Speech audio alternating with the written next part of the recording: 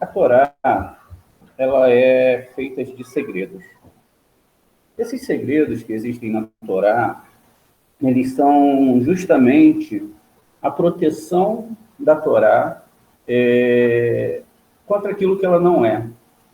É a proteção da Torá justamente contra tudo aquilo que ela não representa. E agora a gente pode entender isso através de análises mais profundas dentro da própria Torá.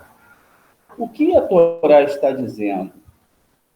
Por que tantas religiões saem da Torá? E por que todos têm razão?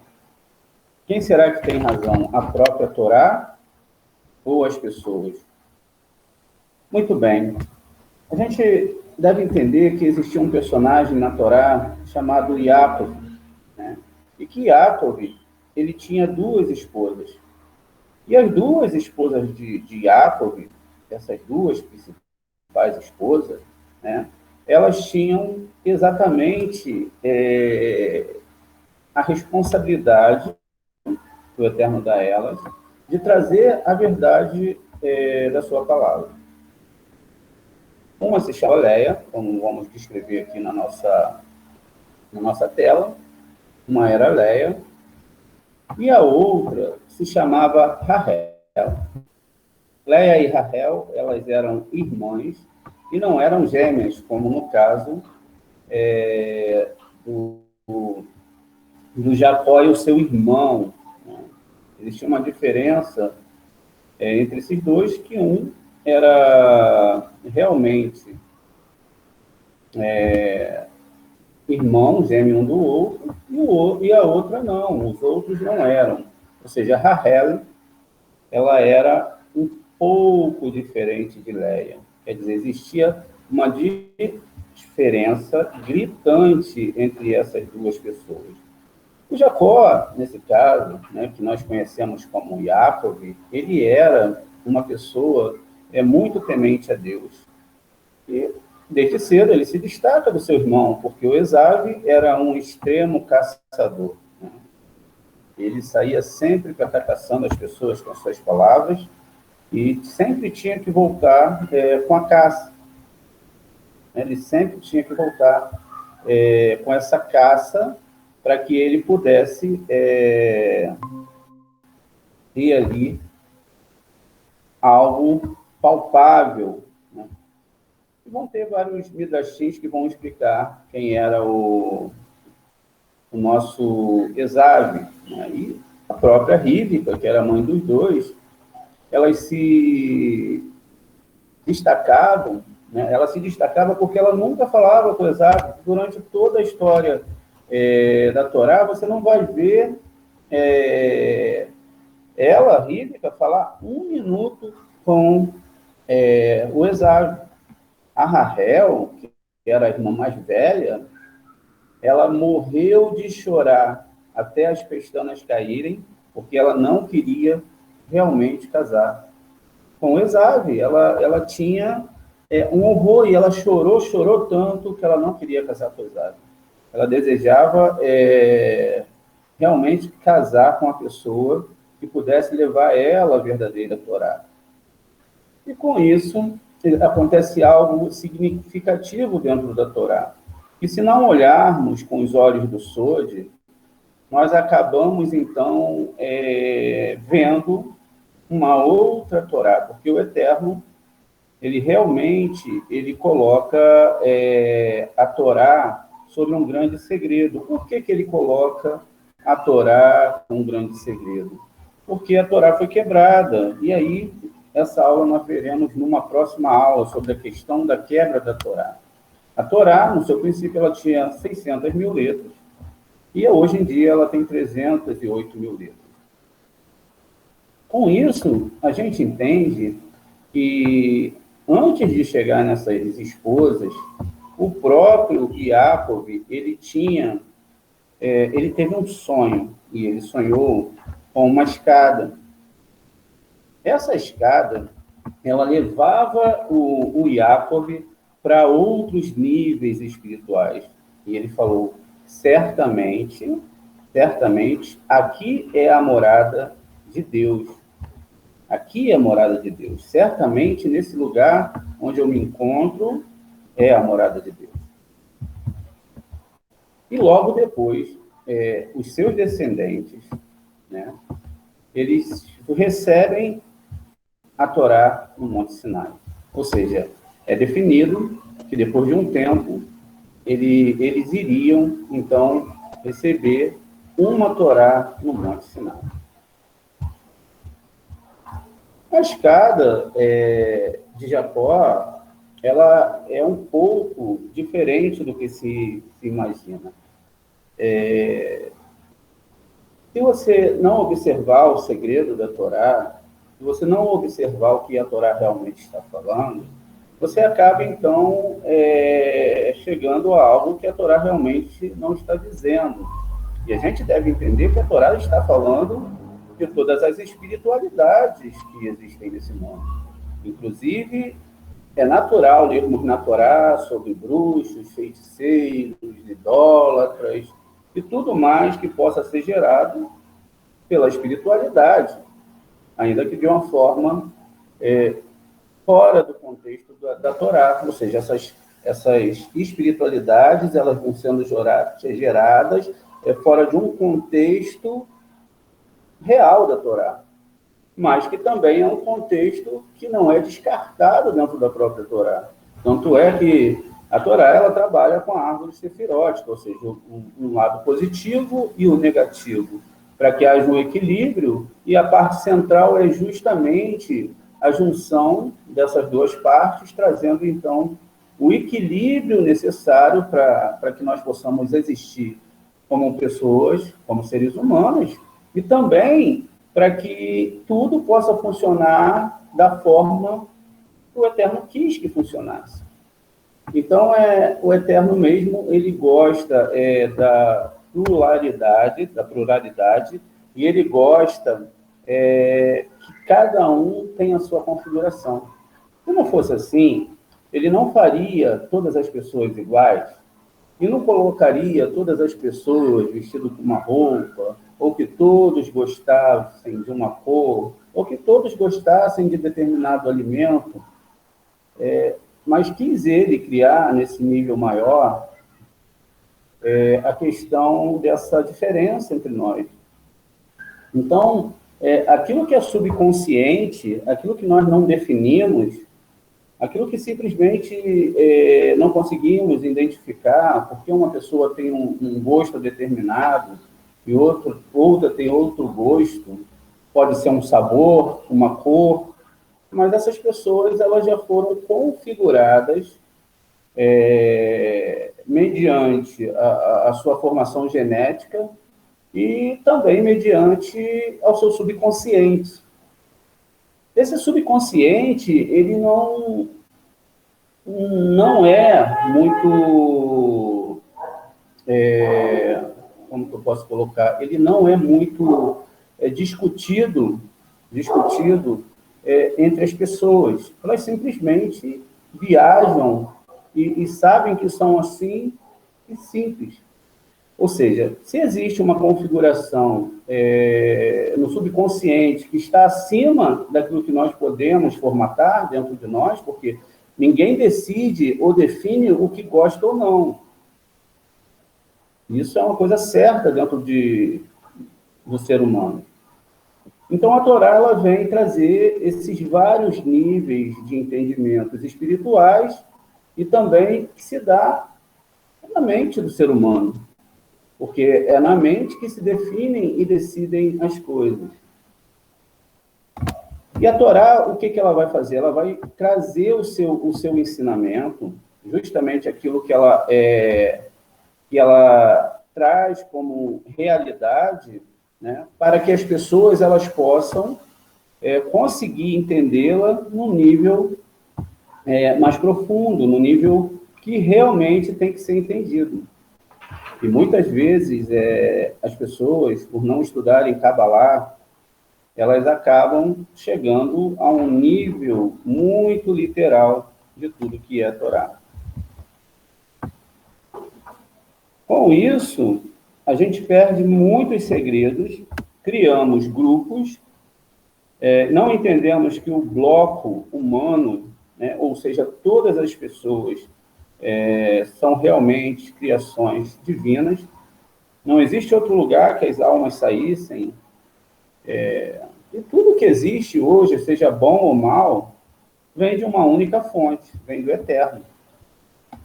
Voltando aqui, então, a gente vê, né, que essas duas esposas, elas têm um porquê na vida de Jacó. Porque antes dele chegar até o casamento, ele sonha e ele faz uma proposta ao Eterno. Ele fala: se o Senhor me alimentar e me guardar, eu estarei contigo. E o Eterno fala: não, se você seguir dessa forma, eu vou estar ali com você.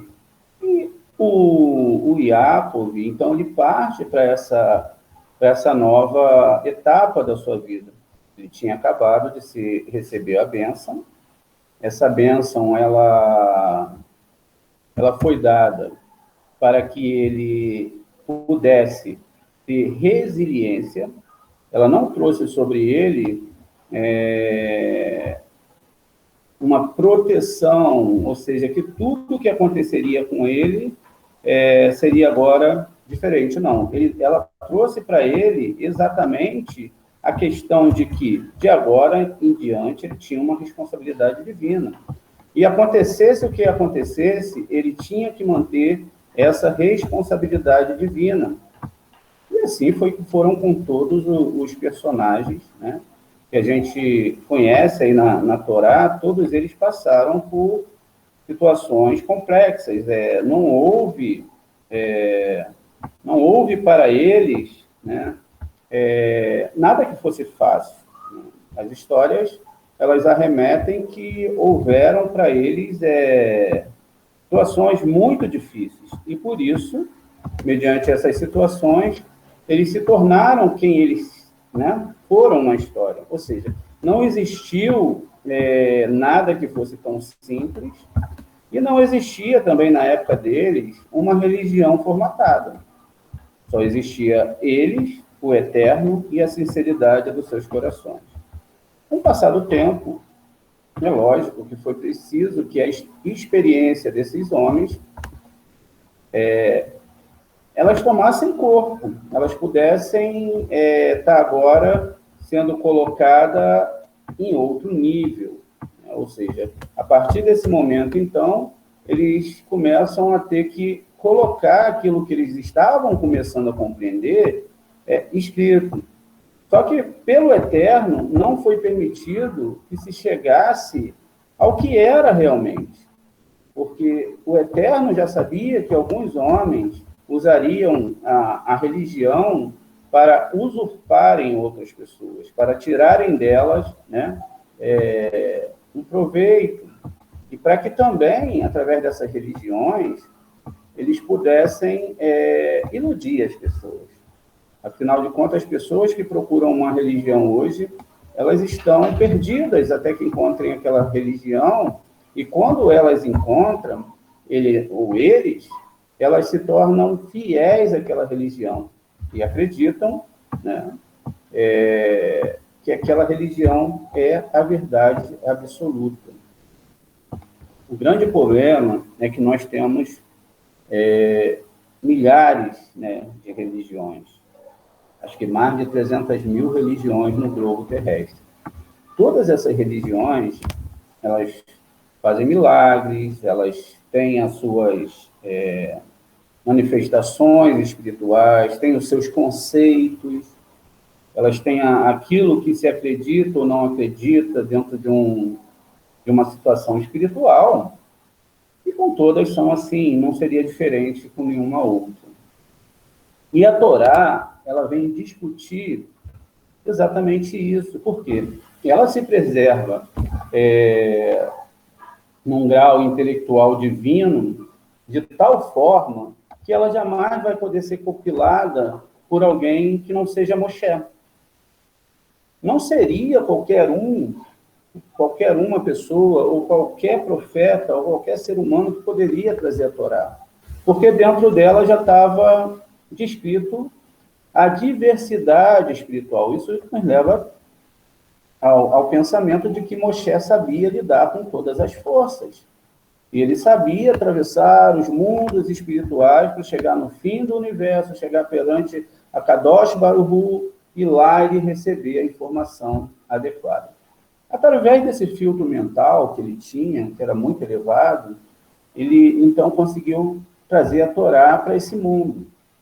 Conforme a Torá foi caindo dos mundos, e conforme as letras hebraicas também mudam nesses mundos, também a Torá vai mudando conforme o discernimento intelectual de quem a estuda. Esse discernimento intelectual, ele é discutido a forma de como uma pessoa vai estudar a Torá. Existe um mandamento na Torá que diz o seguinte: medite nessa palavra dia e noite. Então está dizendo que é para a pessoa mesmo que está estudando a Torá, que ela deve começar uma procura muito profunda. E que ela deve meditar nessa palavra dia e noite. E que ela não deve se perder desses estudos. Porque a missão que ela tem aqui é que ela tem que aprender sobre o mundo que virá. Porque o que ela passa aqui agora é simplesmente algo passageiro, que durará alguns anos. E que na ilusão de que se vive dentro de uma religião ou outra, toda essa missão ela pode ser abortada. E que ela também pode ser modificada, porque a cada momento que você entra numa religião, e acontece com todos nós, e aconteceu com todos nós, assim como o Eterno desejou, as pessoas passariam por essas religiões, elas experimentariam e elas entenderiam dentro da sua alma que aquilo não as alimenta mais. Porque sempre vai haver algo que é contrário à verdade que o mundo vive. E dentro dessa realidade, a gente tem que entender que o próprio Shlomo, ele descreve que não há nada novo debaixo do céu. Né? É lógico que a evolução da humanidade, tudo que vai acontecer, isso foi um fato, e é um fato. Então, a questão do que ele está falando, que não há nada novo, que tudo é vaidade, ele está falando sobre a questão espiritual. Ele está falando que os homens continuam a nascer, continuam a morrer. Nos seus escritos, ele cita lá que é um dia bom, um dia mau, e lá vão estar 14 situações de dias bons e 14 descrições de dias maus. É lógico que isso tem uma profundidade dentro da Torá e que a gente vai trazer em outro momento. Então, se tem um quantitativo ali de 28, né? E a gente sabe que 2 mais 8 são 10. São as árvores, a árvore sefirótica, ou seja, o mundo continua em Tikkun, as pessoas continuam sofrendo, independente da sua religião. Se elas tiverem que pegar uma doença, elas vão ter essa doença. Se elas tiverem que passar por um problema econômico, elas vão passar por esse problema econômico. E não há nada que a religião configurada possa fazer por essas pessoas. Porque se a promessa em si fosse verdadeira, as pessoas não passariam por essas situações. Porque a promessa vamos lá, ponto, tenha fé. Ponto, faça. E aí não tem-se o resultado esperado. Então, o ponto tenha fé e o ponto faça, realmente não pode ser carimbado por nenhum ser humano. Não há nessa terra um ser humano que possa carimbar um passaporte para você conhecer o Eterno. Ou para você passar pelas experiências que você vai ter na sua vida, porque só você sabe. Certos mecubalins, né, que existiram e que podiam, sim, analisar a alma da pessoa, mas sobre ele pairava um entendimento muito profundo e também pairava sobre ele uma espiritualidade que vinha da própria alma de todo ser humano. Então, ali, aqueles homens, eles se dedicaram, estudaram a Torá dia e noite. Muito bem. Chegando aqui nesse ponto, depois de analisar isso e falar a verdade, é que as pessoas, elas configuram que se certa situação for colocada em prática na vida dela, e ela, então, agora ela tem um argumento mágico, né, para que ela possa chegar ao próximo estágio. Esse argumento mágico, que é totalmente proibido pela Torá, haja visto que Akadosh Baruch Hu fala que ele é Senhor de todos e que ele se ri dos deuses, né? Ele se ri dos deuses das nações, porque justamente a religião em si ela não consegue chegar nesse nível de entendimento. Ela não consegue captar o que é a Torá. E nós, que começamos a estudar a Torá, que começamos a ter um entendimento mais profundo, com grandes mestres, como Baal Hassulam, e contemporâneos agora, como Michel Leitman, e outros, né? Maureen Luiz, Pires, o Albert Gozran, e outros tantos que devem ter por aí. As pessoas começam, então, a compreender a profundidade do que é a Torá. Porque agora, nesse momento, chegou o momento de todas essas, né, essas revelações serem feitas. Tudo começou no ano 2000, mudamos de era, e agora, no ano 2021, partindo para o ano 2022, que incrivelmente lembra as 22 letras hebraicas, desse ano de 5.782 no calendário hebraico, mas que também tem uma junção com esse calendário que nós seguimos, porque os dois vêm do Eterno. Assim como Esav e Jacó vêm do Eterno. Assim como toda a configuração mental e todas as línguas vêm do Eterno.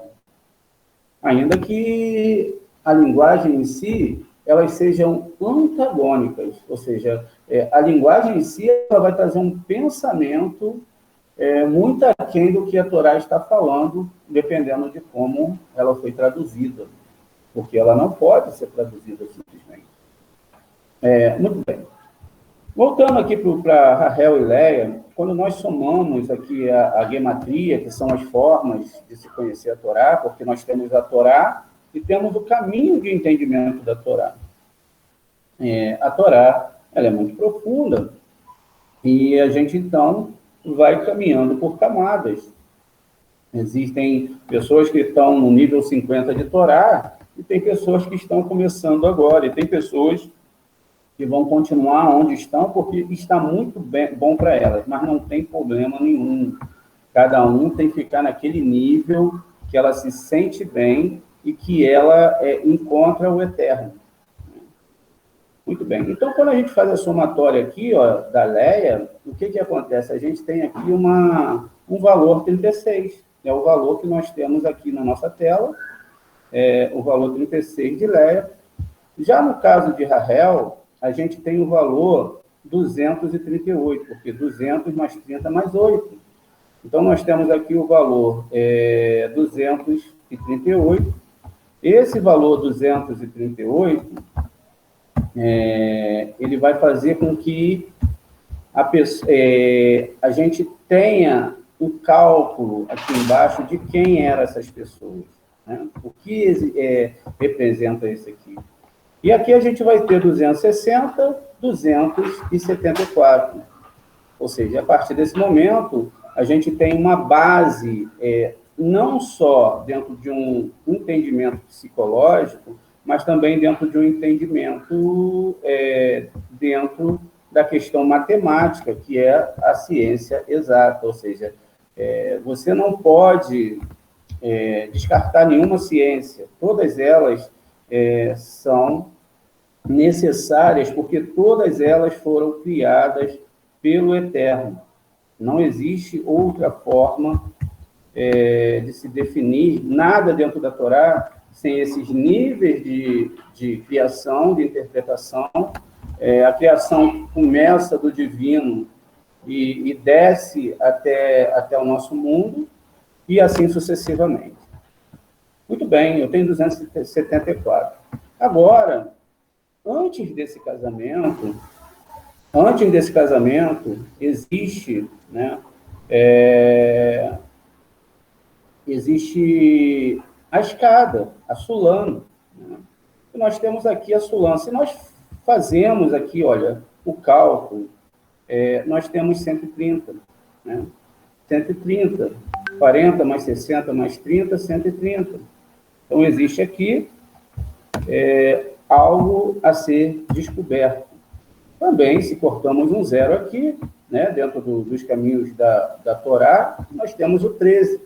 13 é Had, ou seja, quem criou todas as coisas foi o Eterno, não há outro além dele. Nenhum outro se criou, nenhum outro se formou. E por isso que todas as forças espirituais, sejam elas de qualquer lado, sempre estarão sob o poder do Eterno.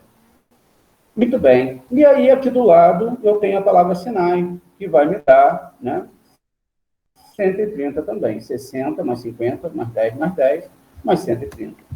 Muito bem. Eu tenho aqui, olha que coisa incrível, eu tenho aqui uma somatória incrível, porque eu descubro que Sulam é a mesma coisa de Sinai. E o que o Jacó estava presenciando, que ele estava ali recebendo, era uma Torá. Ou seja, ele estava tendo um entendimento de Torá. Ele estava chegando a níveis espirituais muito elevados. Mas por quê? Porque está codificado dentro da própria Torá que ele estudou na escola de Eber por 14 anos, que ele passou por um estudo de Torá muito profundo. Porque está escrito que a Torá foi criada antes da fundação do mundo, 2000 anos antes. Ou seja, lembra das eras? 2000 anos antes a Torá tinha sido criada. Porque as eras e os tempos são determinados na Torá. Ou seja, essas eras e tempos, ainda que o Tikkun continue, essas eras e tempos elas vão trazendo novidades sobre o mundo. E o incrível é que essas novidades elas são exatamente descritas pela Torá, que tem todas as codificações da história dentro dela, como a gente já viu em outra aula. Dizendo claramente, olha, chegar nesse tempo isso muda, vai surgir tal pessoa, vai surgir uma invenção, vai acontecer a guerra X e assim para frente. É o que a Torá diz, que ela é um livro de tempos, e que toda a humanidade ela participou dessa evolução da própria humanidade.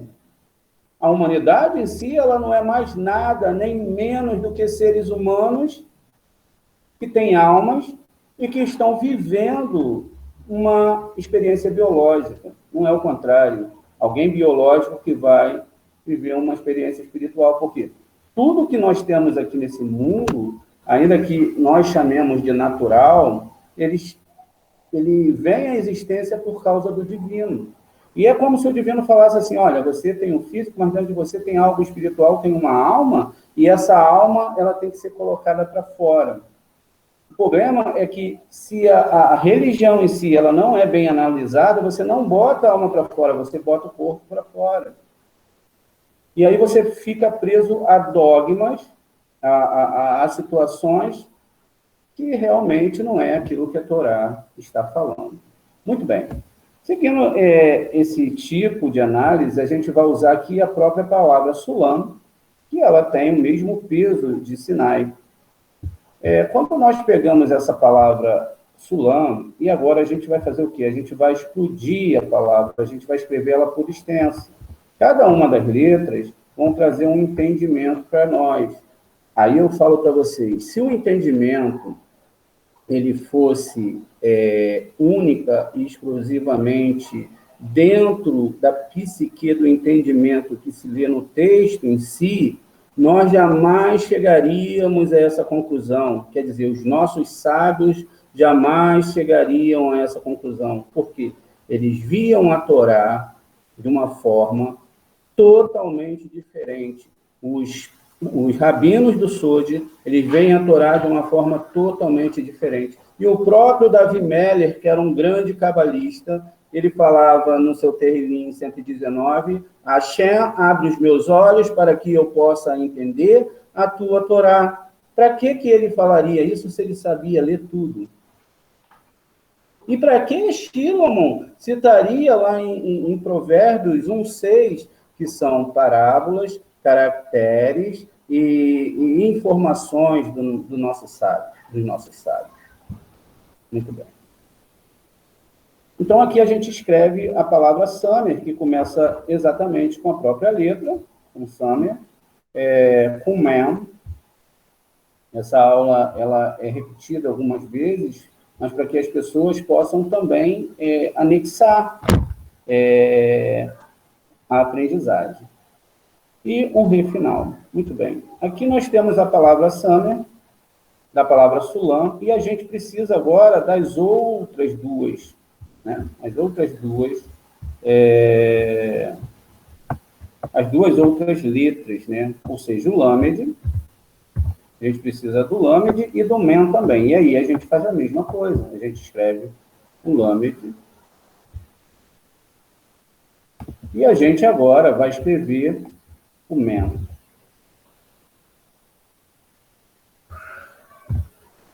O Men, em si, ele é formado somente de duas letras, que são dois Mens.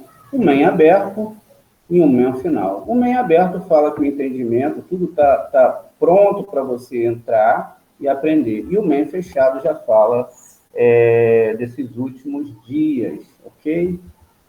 Olha, é um nível de compreensão grande de Torá, tá?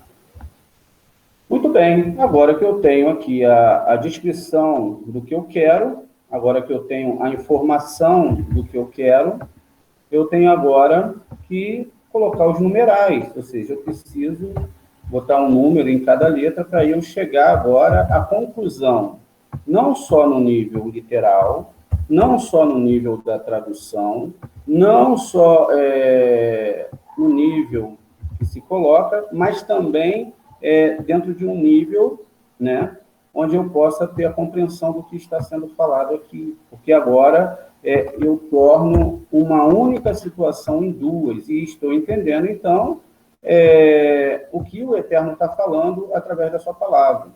Muito bem, aqui eu tenho os numerais, ok? Amém.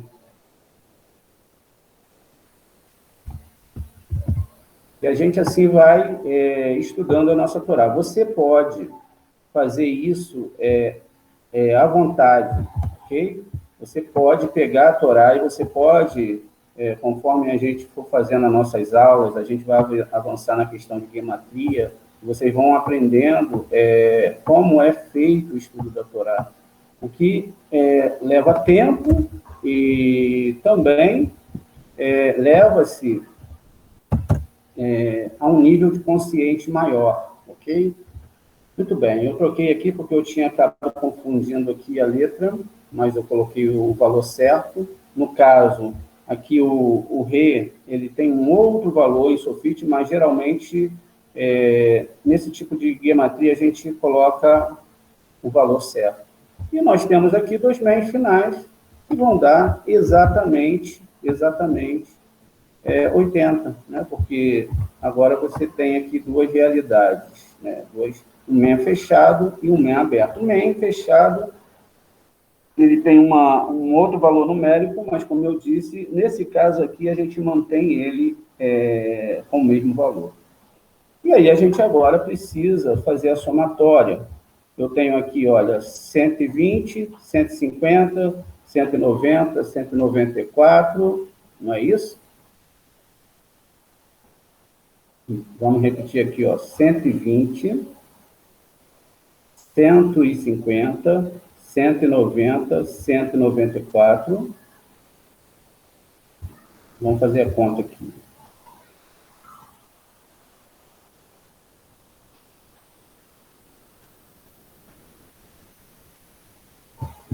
Espera aí. Vou pegar a calculadora.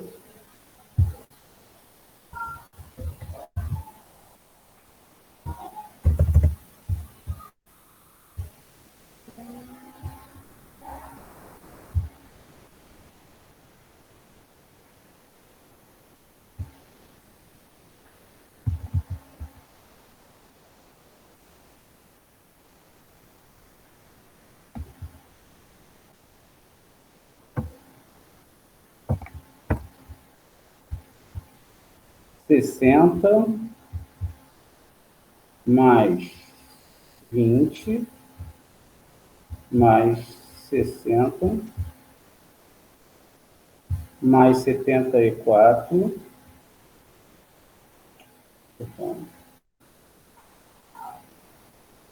mais 80.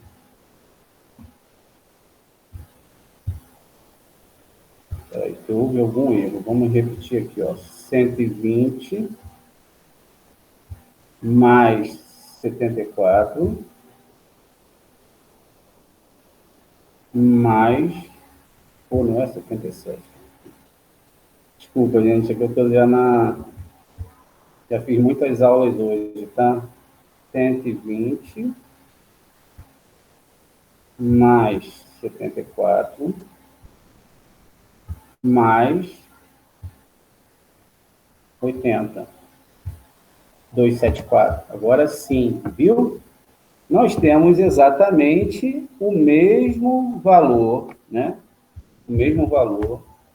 Vocês veem que a gente faz o cálculo junto com vocês, para que vocês possam aprender. O único interesse que eu tenho é que vocês aprendam, né? Que vocês aprendam realmente.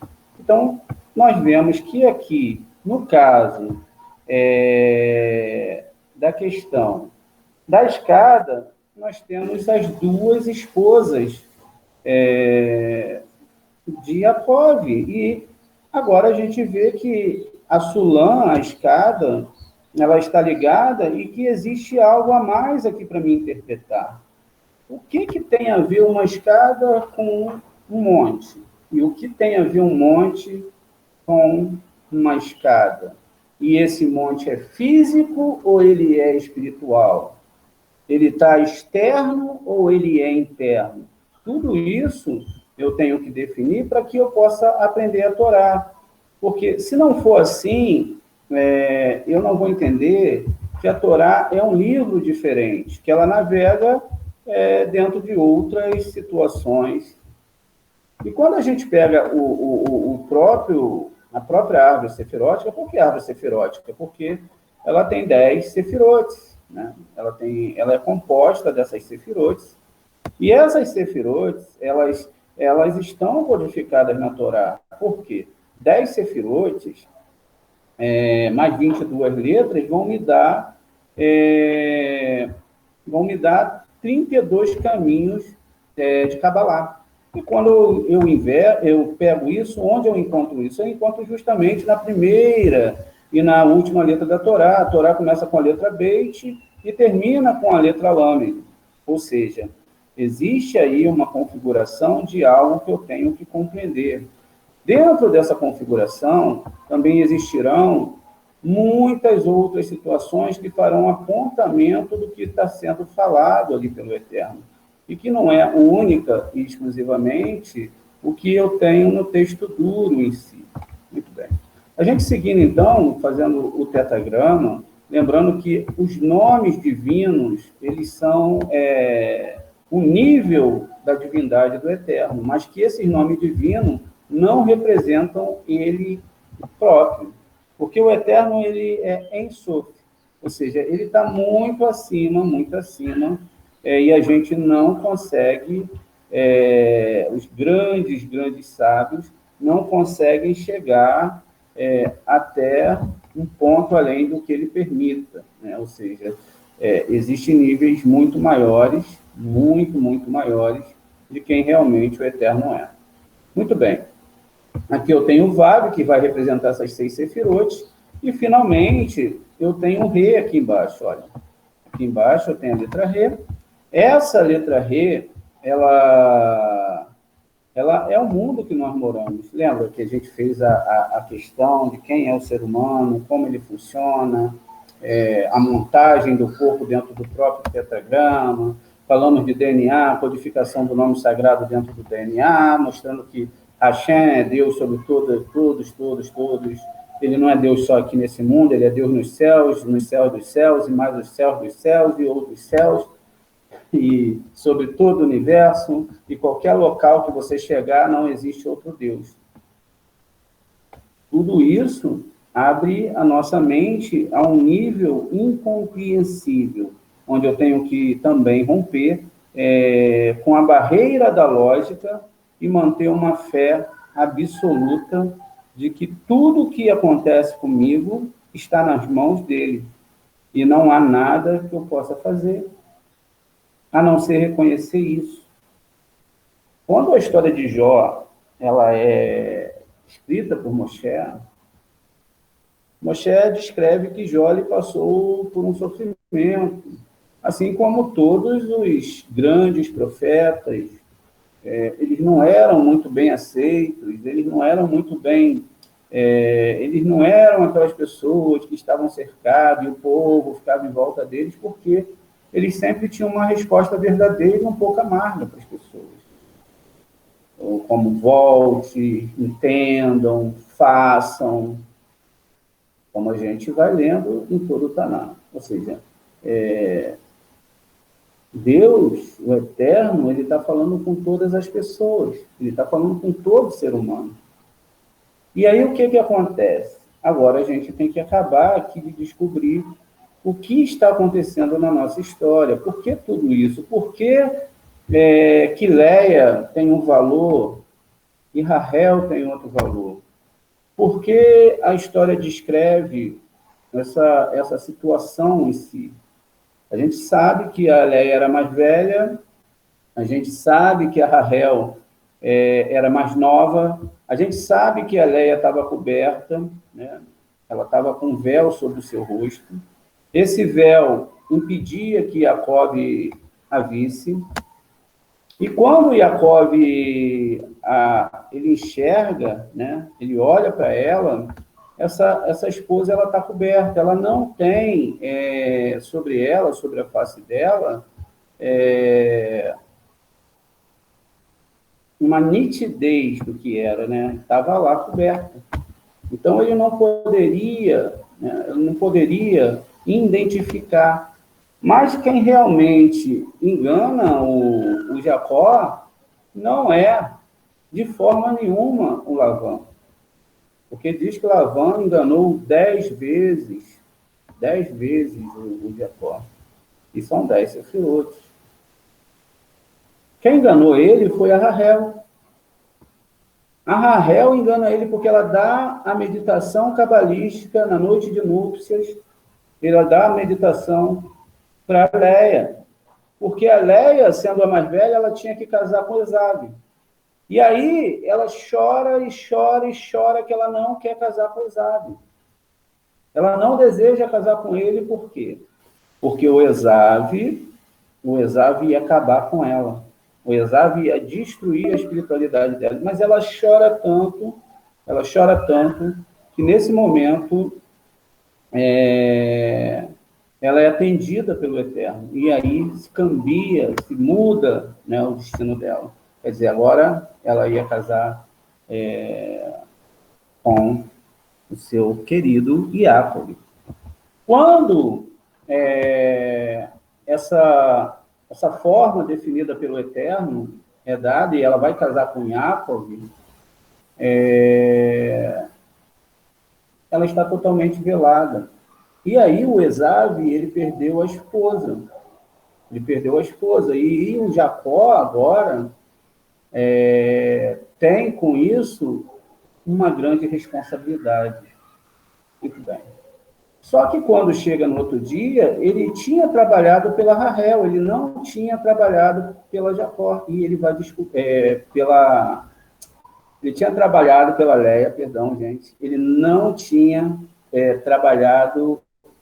Ele tinha trabalhado pela Rahel e ele não tinha trabalhado pela Leia. Quando ele descobre quem está lá, é a Leia. A Leia está aí, ele fica desesperado. O que ele vai falar? Olha, eu trabalhei 7 anos, vamos colocar aqui quantitativo de tempo. Eu trabalhei 7 anos por isso, e agora eu recebo outras coisas. O que é respondido para ele na Torá? A Torá não é um livro natural. A Torá não é um livro de histórias. Ele diz assim, aqui na nossa terra, não se casa com a mais nova antes da mais velha. Primeiro você tem que casar com a mais velha. E aí ele tem que aceitar. Ele tinha já dormido com ela, ele já a conheceu, e agora ele tinha que trabalhar mais 7 anos pela Rahel, o que totalizariam 14 anos. O que, na verdade, também descreve a questão da palavra Iad, que é mão, Yud, Dalet. Olha que coisa linda que a gente está descobrindo aqui agora. Olha que coisa maravilhosa que vai fazer com que você possa compreender. Ou seja, nós temos 7 sefirotes, né? Abaixo aqui de Biná e Rorimá, a gente tem agora o que a gente vai chamar das festas. A gente tem 7 sefirotes. E mostra-se aqui que dentro dessas sefirotes existe uma descrição positiva e uma descrição negativa de alguma coisa. E que, como a Torá, ela trabalha com vários poderes, várias forças, porque não existe nada que não esteja na mão do Eterno. Uma pessoa mexeu com forças negativas, fez o mal para alguém. Não é o que o Eterno quer, mas são forças criadas por ele.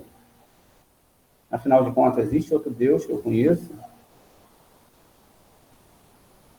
Não existe outro Deus que eu conheço. O problema é como lida-se com essas forças. O problema é como você consegue interpretar a Torá. Muito bem. Na Torá, está descrito que foi entregue 2 Torotes. Ou seja, uma Torote chamada Leia e outra Torote chamada Rahel. Uma Torá que é velada e uma outra Torá que é descoberta. A Torá velada, você tem que acordar em Hatzot, você tem que estudar com mestres, você tem que realmente ter um esforço para descobri-la, porque ela tem que ter mérito.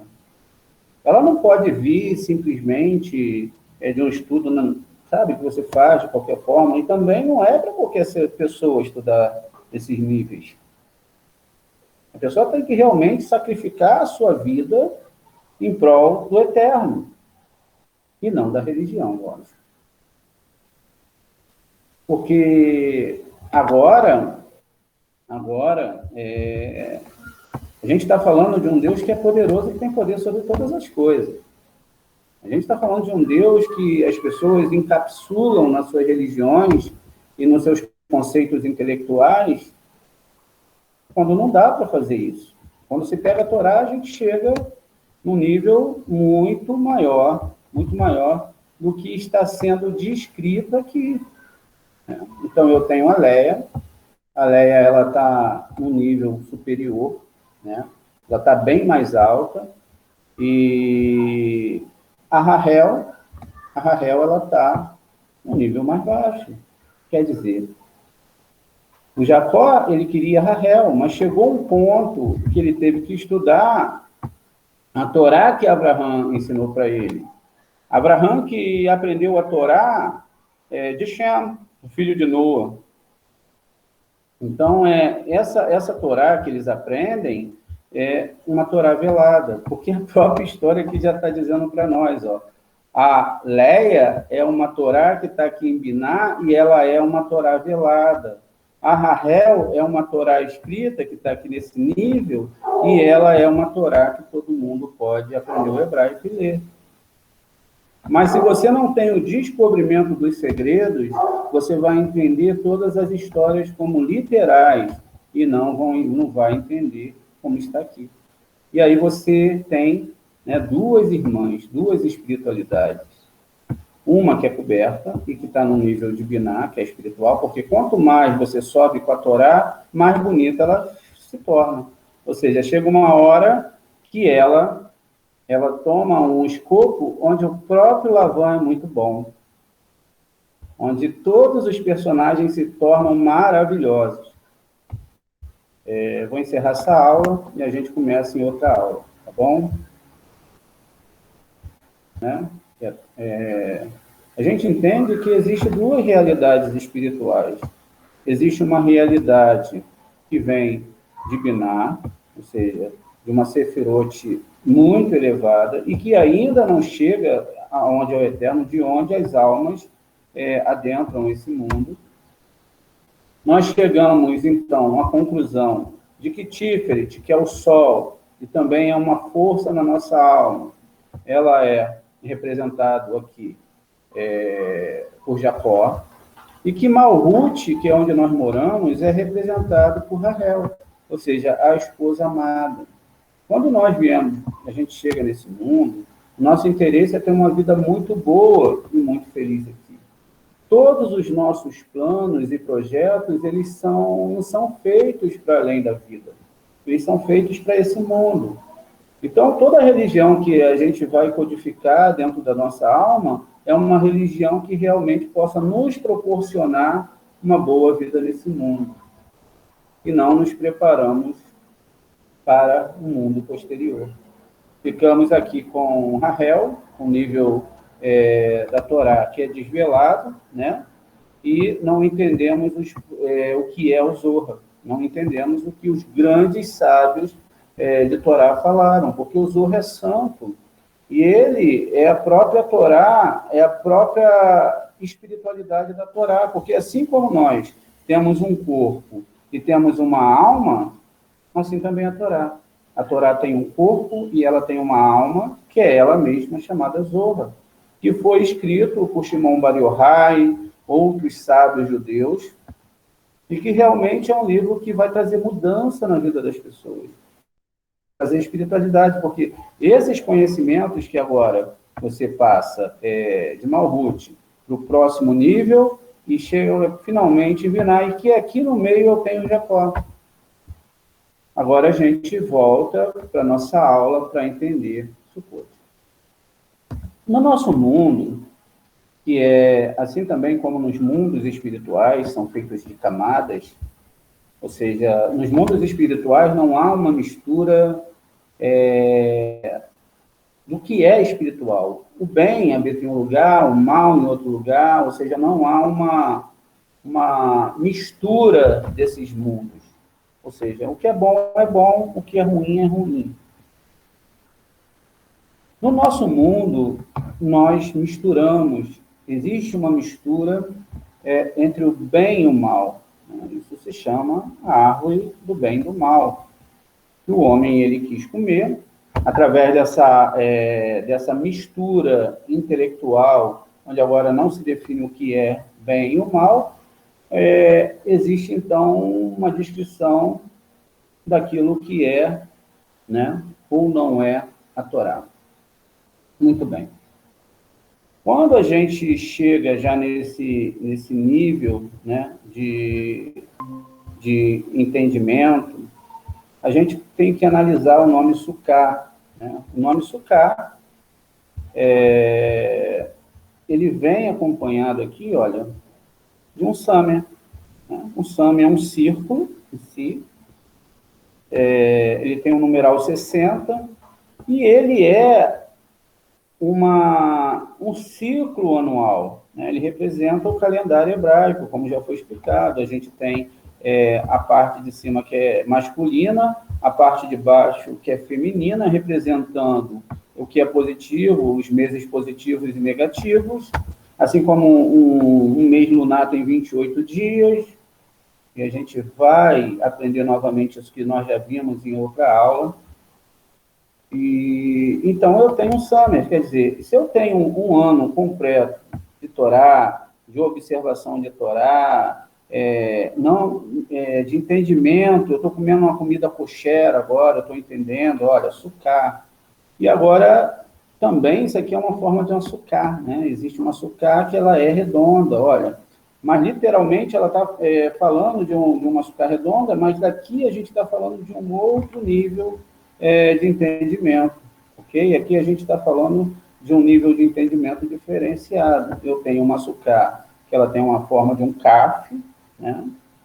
E eu tenho uma açúcar que ela tem a forma de um rei, ela é aberta e tem uma janela do lado. E que o que se está falando aqui é que existe um calendário, que existe um calendário, e esse calendário ele tem que ser muito bem analisado para que eu chegue ao que realmente eu tenho que fazer. Como eu vou mexer com essas forças, como eu vou nesse dia atrair divindade, qual é o tipo de situação que eu tenho que fazer para que eu sinta a força desses dias. E por incrível que pareça, se você faz a somatória aqui da palavra final, e você é 20, né, o CAF, ele é 20, mas se você tira o zero, você tem um 2, isso é possível. Você pode substituir o CAF pelo BEIT, e assim qualquer letra equivalente dentro da Torá, ela pode ser substituída, para que ali você possa chegar a um novo sentido. Quer dizer, aqui então eu tenho exatamente 2 mais 5, que é 7, que são os 7 dias de Sucote. E se eu somo 7 mais 6, eu tenho 13, que é exatamente a situação do Monte Sinai. É incrível como, matematicamente falando, e também espiritualmente falando, seria impossível qualquer homem que não fosse Moshe, que é a reencarnação de Noah, que depois vem como Shimon Bar Yochai, pudesse trazer algo assim. Não existe na Torá nada que seja, que não case perfeitamente. Não existe nada que não seja algo tremendo. Tudo bem. Então, dentro desses níveis que tudo foi criado, e que tudo foi feito, a gente tem os níveis do que existe dentro do nosso planeta, como minerais, os vegetais, os animais falantes, né? Somos nós, e níveis dentro da própria natureza, e a gente sabe que no caso desses níveis, quanto maior o nível, maior se tem a capacidade, maior é a capacidade de errar. O mineral, por exemplo, ele se mantém estático, ele não se movimenta. Então, qual é a capacidade que o mineral tem de cometer algum tipo de erro? Uma planta já tem um nível maior do que de um mineral, ou seja, ela pode participar mais ativamente da natureza, né? De tudo que está em volta de nós, ou seja, ela produz alimento e muito mais coisas. O mundo animal, né, instintivo, o animal, ele já interage mais, ele já consegue fazer coisas, né, dependendo da característica do animal, que ele foi criado para aquilo.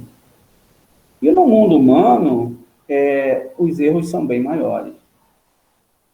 Então, quando se sobe para os mundos angelicais, aí já existem outras situações espirituais. Ok? Muito bem. Quando nós chegamos nessa festa, nós temos exatamente que usar 4 tipos de vegetais, né? Um é o etrog, né? A radassa, a aravá e o lulav. Cada um desses elementos, né, ele é representado por um tipo de vegetal, que são juntos dentro de um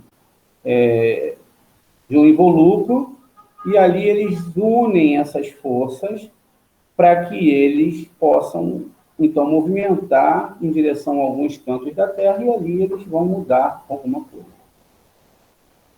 Eu, como cabalista, eu vejo as coisas diferentes, respeito a forma que as pessoas fazem, já fiz isso muitas vezes, por quê? é muito fácil, né? A gente encomendar nos correios aí, você compra um lulário, você vai lá, encomenda, chega no conforto da sua casa, se você tiver uma quantia em dinheiro, tiver disponibilidade de guardar, e aí você vai ter esses itens na sua casa por um tempo. Muito bem.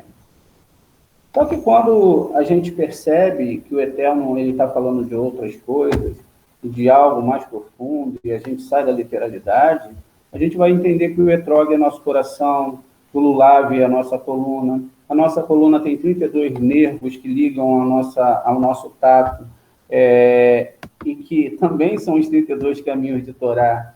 Então, a gente está vendo que realmente existe algo muito maior pelos nossos estudos. Quando eu vou fazer o meu lulav, eu tenho um etrog, tenho 3 radassas, tenho 2 aravá e tenho aqui um lulav, né? Se eu faço a somatória dos itens que são necessários para montar essa indumentária aí, né, eu teria que entender que aqui me deu o número 7. Ou seja, o que a Torá realmente está falando são das 7 sefirot. Ou seja, Hesed, Gevurah, Tiferet, Hod, Netza, Hod, Yesod e Malhut. São essas as considerações que está sendo tratado aqui, que seriam Yaakov, né? Seria Abraham, Yaakov, Yosef, e todos os outros planetas que estão envolvidos nessa codificação. E que também, agora, eu começo a compreender um novo estágio desse ensino. Como começa a nossa história? Olha que coisa bonita. A gente começa com Yom Noraim, ou seja, os 10 dias temíveis. A gente veio lá de 40 dias com os nossos estudos. E os 10 dias não são referentes a 10 sefirotes. Então, no final do último dia, nós, aqui no dia 10º, no Yud, a gente faz o Yom Kippur. Nesse Yom Kippur, a gente busca, né, uma espiritualidade maior, um concerto maior, um concerto para nós ou para a humanidade. Aí vai depender qual o nível que você está de Torá. Então, a gente busca uma melhora dentro desses 10 dias, né?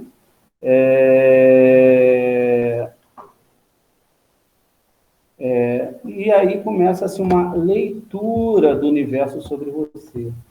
Qual é os tipos de pensamento que você tem, qual é o tipo de personalidade, o que realmente você tem de sincero dentro dessa festa, o que realmente você conversou com o Eterno, o que realmente é o interesse do seu coração, tudo isso está ficando aqui a cada festa gravada.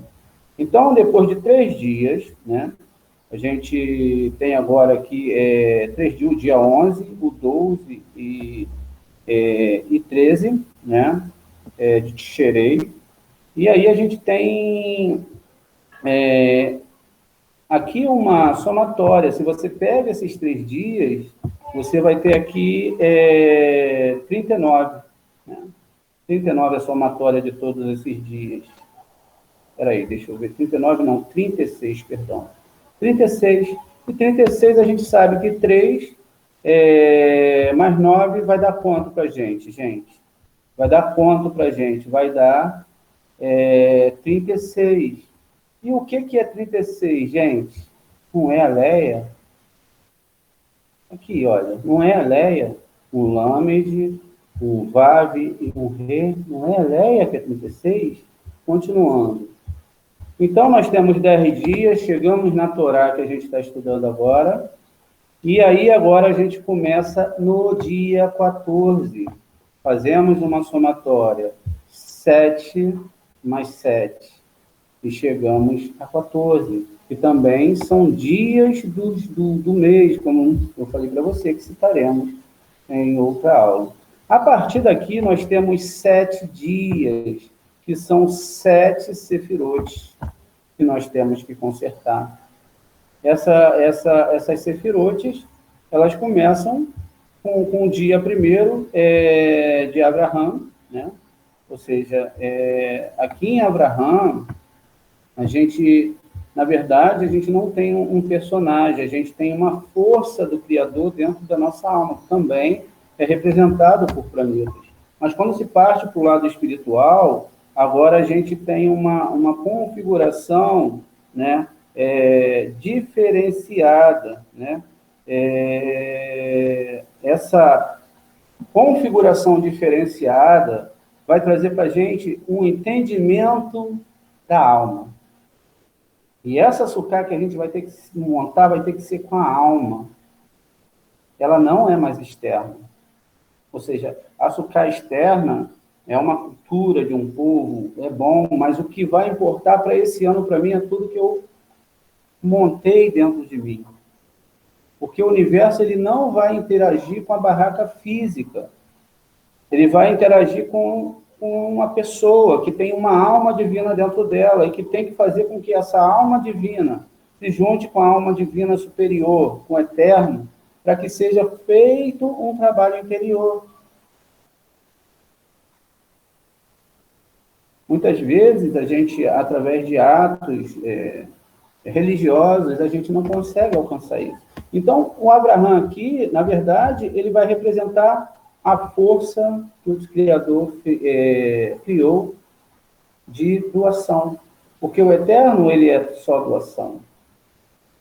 E o Itzahak, ele vai representar justamente a força de recepção dentro de cada ser humano. Ou seja, o desejo de receber. Sem a força de doar e sem o desejo de receber, um ser humano não pode existir. Mas eles só vão chegar à perfeição se eles se encontram na linha, essas duas linhas de cima, se encontram no meio, juntamente como o terceiro patriarca. Ok? Daí por diante, a gente entende que os patriarcas em si são 3 sefirotes. Virão outros dias que serão representados por Moshe, Aharon, Yosef e, finalmente, Davi. Cada um desses homens, né, que foram usados pelo Eterno para descrever a sua Torá, na verdade, não são homens, são planetas. O Eterno está falando de tempos, está falando de força astral. E essas forças astrais, elas têm um período para agir, ou seja, o Eterno ele vai estar olhando para o que tem dentro do seu coração. Então, nesse primeiro dia e amanhã, durante o dia, você vai trabalhar essa força de doação.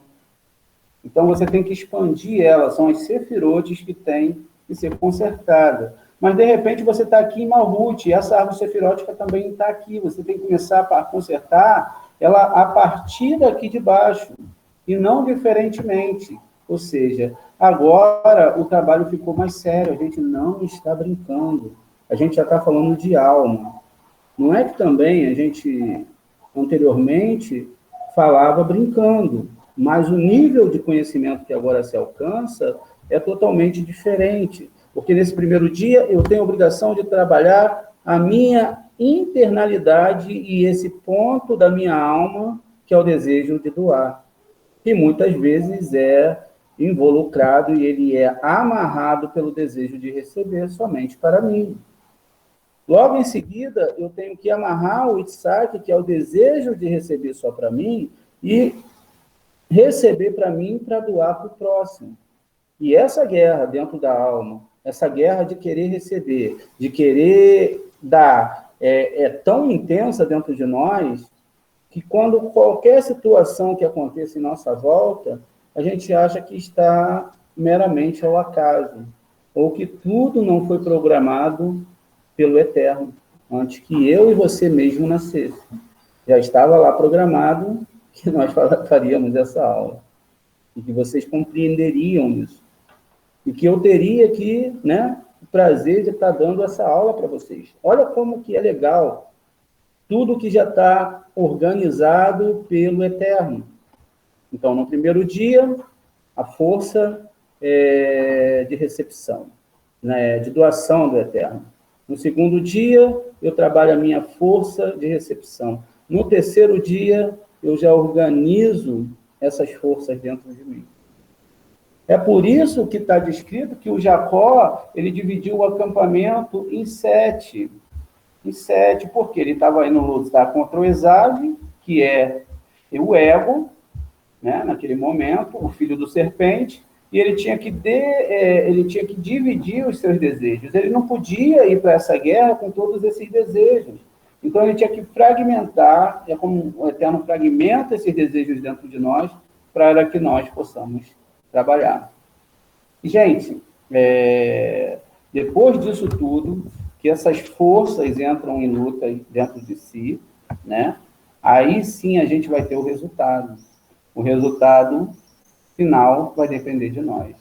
E aí, no dia 20, ok? Nesse dia 20, aqui, ó, no dia 20, que está em Sukkah, a gente, então, agora vai fazer Simhat Torah. Nós temos 2 dias para fazer Simhat Torah. Ou seja, dia 21 e 22.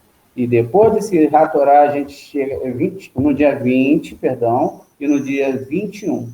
No dia 22, a gente chega nas 22 letras hebraicas, onde nós estamos criando uma alma para o próximo ano. Muito bem. Se nós pegarmos, né, também a somatória de todas esses itens em hebraicos, o etrog, radai, zaravot, o lulav, a gente vai ter uma somatória aqui, ó, de 1434. A Réu mais Leia vai me dar 14. 34, 3 mais 7, 3 mais 4, vai me dar exatamente 7. Tá bom, gente? E a nossa aula acaba aqui. Eu espero que vocês tenham um excelente dia aí. Que o Eterno possa abençoar vocês profundamente e que todos nós possamos entrar no rol do livro da vida, da Torá verdadeira e santa, que é o Santo Zohar. Ok?